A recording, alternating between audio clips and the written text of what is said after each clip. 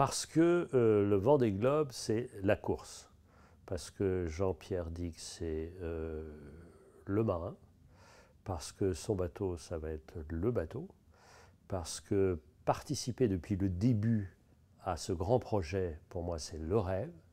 Donc, comme j'essaye de concentrer ma vie, quand on a la course, le bateau, le marin, le projet, on essaye d'être dedans. C'est ma façon d'embarquer. Vous savez, qu'est-ce qu'un écrivain? C'est celui qui vit la vie des autres. Donc, en étant dans ce projet, eh bien, je participerai à cette course absolument mythique, surtout pour moi qui suis un petit Parisien, mais qui navigue depuis que j'ai 3 ans ou 4 ans. Je crois que j'étais seul sur un bateau à voile à 8 ans. Et donc, évidemment pas à ces niveaux-là. Et j'ai été dans à peu près tous les endroits qu'un bateau pour le Vendée Globe double, comme on dit.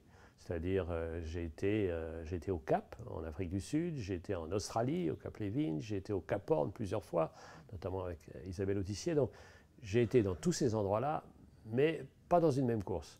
Donc, respect infini pour Jean-Pierre.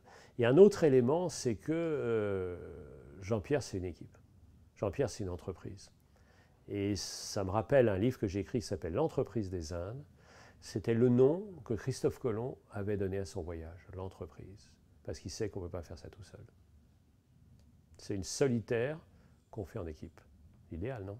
Évidemment, on est seul face aux éléments, face aux décisions, face à sa fatigue, face à sa peur, face à son exaltation, face aux glaces.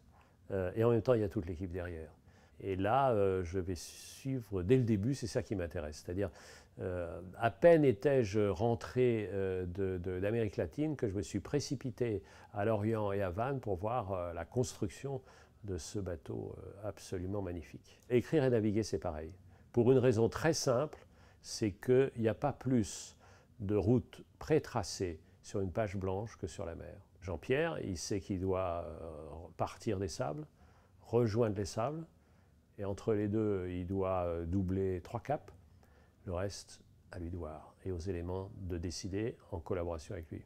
La vie vient de la mer, toute vie vient de la mer, donc c'est bien quand on est en mer qu'on retrouve source de la vie, et puis que la mer a une morale. Et vraiment, j'essaye de me conduire sur terre comme si j'étais sur mer, c'est-à-dire avec humilité et une incroyable détermination.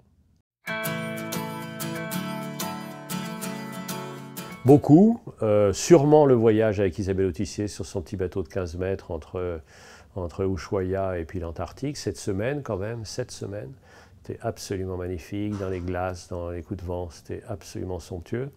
Et puis plein d'autres, il y a des régales, je fais de la compétition en dragon, j'ai un bateau olympique qui s'appelle un Finn.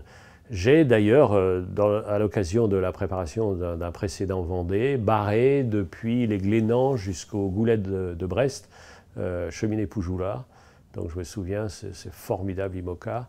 Ce que ça veut dire, barrer un bateau, il était en train de trafiquer à l'intérieur de son bateau, donc je ne l'ai pas vu. Je ne l'ai pas vu pendant 4 heures, et pendant 4 heures, le bateau n'a jamais été en dessous de 22 nœuds.